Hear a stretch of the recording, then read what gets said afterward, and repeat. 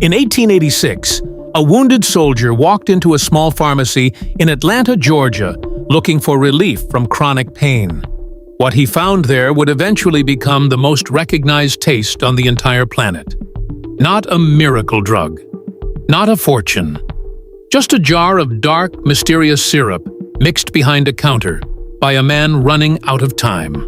Within 100 years, that syrup would be poured into more than 2 billion glasses a day across every country on Earth except 2. It would survive world wars, a Great Depression, prohibition, a Cold War, and one of the biggest marketing disasters in corporate history. This is the story of how a headache tonic built for pennies became a symbol recognized on every continent. This is the story of Coca-Cola. To understand how strange this story really is, you have to picture Atlanta in the final years of the 19th century.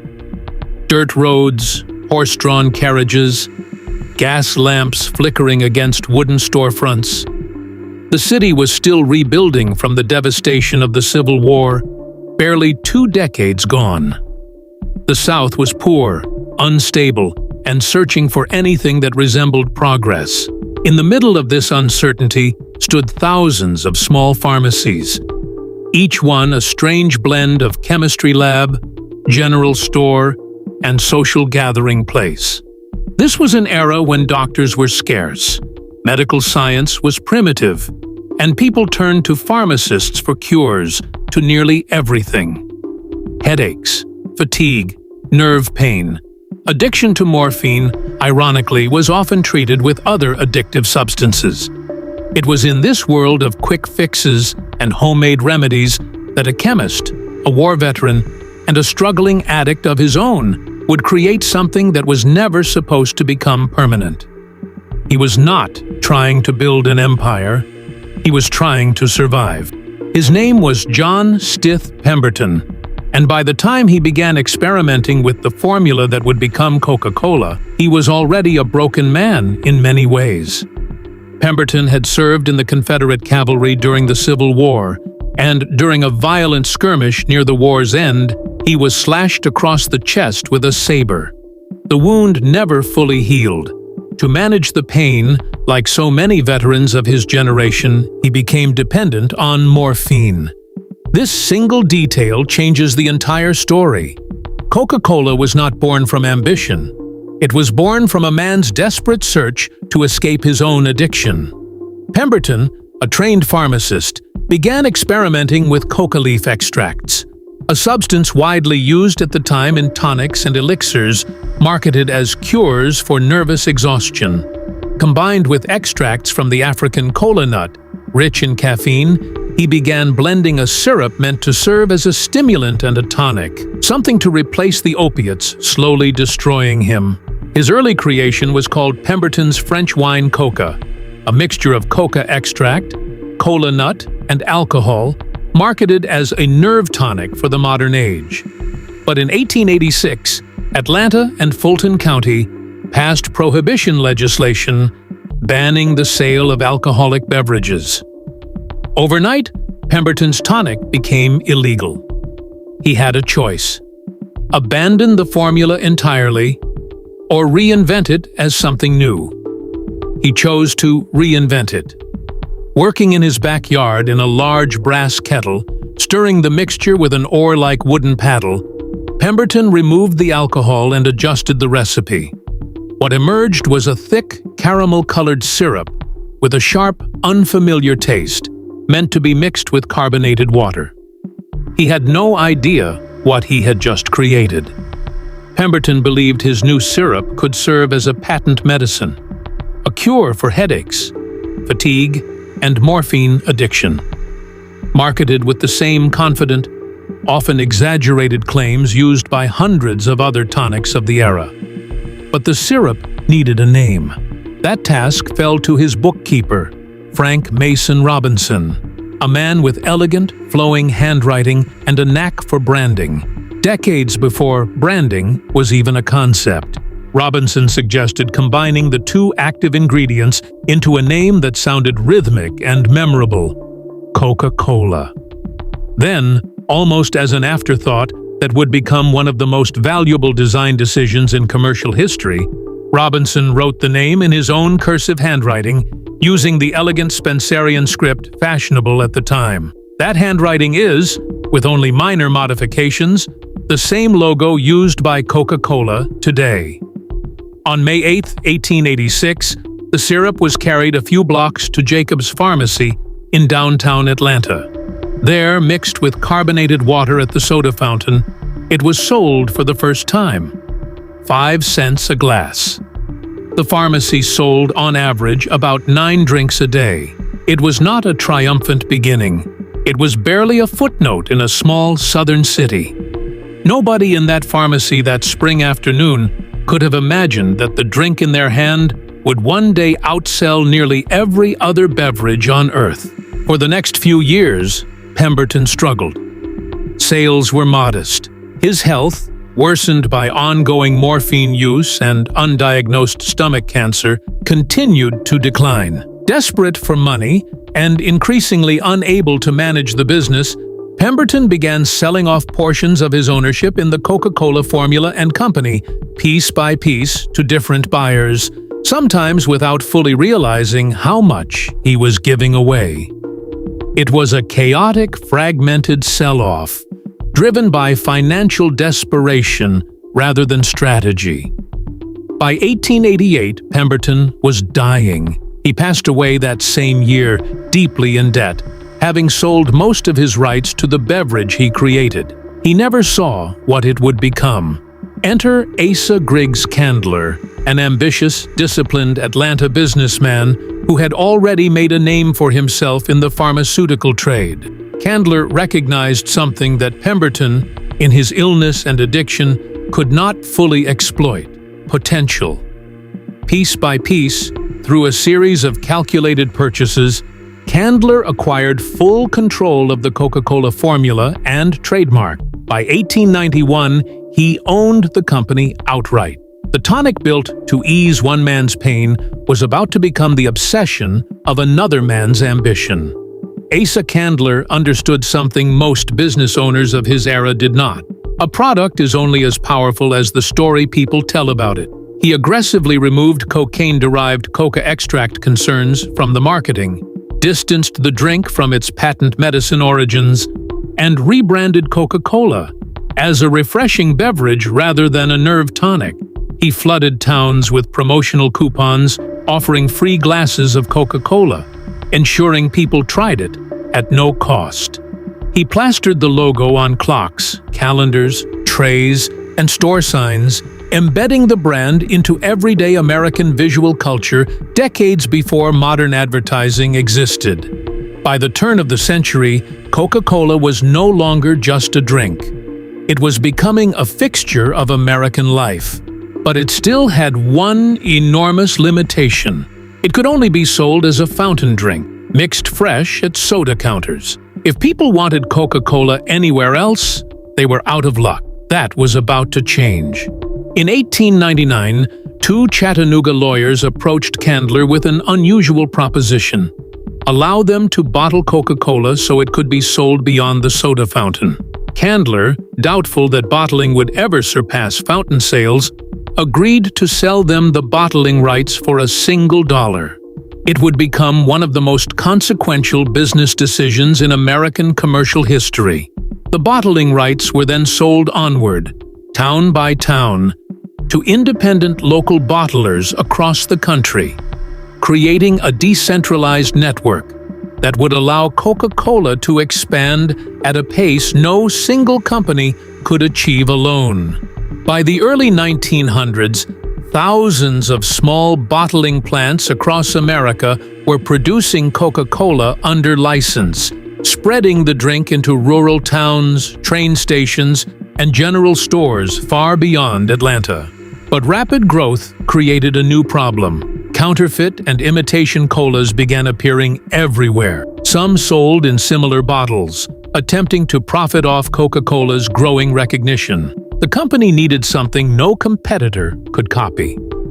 In 1915, Coca-Cola commissioned a design so distinct that, according to their instructions, It could be recognized by touch in the dark, or even if shattered on the ground. The result was the contour bottle, curved, ridged, instantly recognizable, inspired, according to popular design lore, by the shape of a cacao pod. That bottle became more than packaging. It became identity.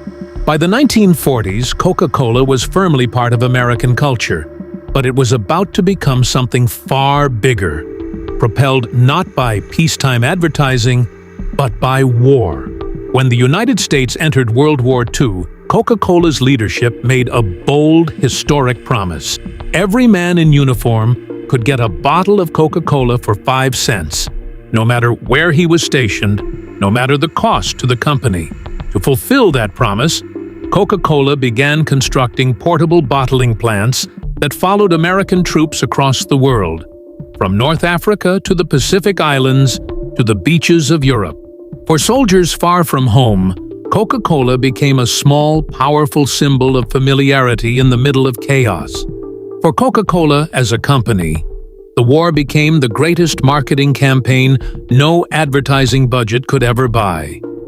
By the time the war ended, Coca-Cola bottling plants had been established in dozens of countries, from Germany to Japan to the Philippines. A regional American soda had, almost overnight, become a global product. The world was never the same after 1945. Neither was Coca-Cola. Leading Coca-Cola through this transformation was Robert Woodruff, a hard-driven executive who took control of the company in 1923 and would shape its identity for more than 6 decades. Woodruff's ambition was staggering in its simplicity. He wanted Coca-Cola to be available everywhere on Earth, at arm's reach, whenever someone felt thirsty. Under his leadership, Coca-Cola expanded its bottling network across Europe, Asia, Africa, and Latin America, building local partnerships, adapting to different markets, and turning a single formula into a truly global infrastructure. Woodruff understood that Coca-Cola's greatest strength was not the syrup itself, but consistency. Wherever you traveled, the taste, the bottle, and the red and white logo would feel exactly the same. In a rapidly changing, unstable 20th century world, that consistency became comforting. Coca-Cola was no longer selling a drink, it was selling familiarity, in a world where very little else felt familiar. As the world split into 2 ideological camps during the Cold War, Coca-Cola became an unlikely symbol of Western capitalism itself. In the Soviet Union and much of the Eastern Bloc, Coca-Cola was banned or restricted for decades, viewed by communist governments as a piece of American cultural influence too dangerous to allow. Meanwhile, in the West, a new rival was rising to challenge Coca-Cola's dominance: Pepsi. The 2 companies became locked in a decades-long battle for market share, a rivalry that would eventually escalate into full-blown advertising warfare, taste tests, celebrity endorsements, and aggressive campaigns fighting for the same shelf space in the same stores. For Coca-Cola, long accustomed to dominance, this new competition created pressure it had never truly faced before. That pressure would eventually push the company toward one of the most infamous decisions in corporate history. By the early 1980s, taste test data suggested that many consumers in blind trials preferred the sweeter taste of Pepsi. Coca-Cola's leadership, worried about losing ground permanently, made a drastic decision. In April 1985, they discontinued the original formula and replaced it with a new, sweeter recipe, branded simply as New Coke. The backlash was immediate, and it was massive. Loyal customers were furious. Protest groups formed. Angry letters and phone calls flooded company headquarters, numbering in the tens of thousands within weeks. For many Americans, the sudden disappearance of the familiar formula felt less like a marketing decision and more like the loss of something personal, something tied to memory, nostalgia, and identity. Just 79 days after the launch of New Coke, the company reversed course entirely, reintroducing the original formula under the name Coca-Cola Classic. It was a stunning, humbling reversal. But in a strange twist that no marketing department could have planned, the failure of New Coke ended up reinforcing something priceless. It proved just how deeply people loved the original. Coca-Cola had accidentally discovered the emotional power of its own brand by nearly destroying it. By the final decades of the 20th century, Coca-Cola had become something far larger than a beverage company.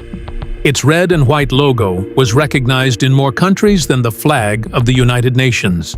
Its advertising campaigns shaped global holiday imagery, most famously helping popularize the modern depiction of a plump, cheerful Santa Claus in bright red and white through decades of Christmas advertising. But global fame brought global scrutiny. Critics raised concerns over the health effects of sugary soft drinks, linking excessive consumption to rising rates of obesity and diabetes worldwide.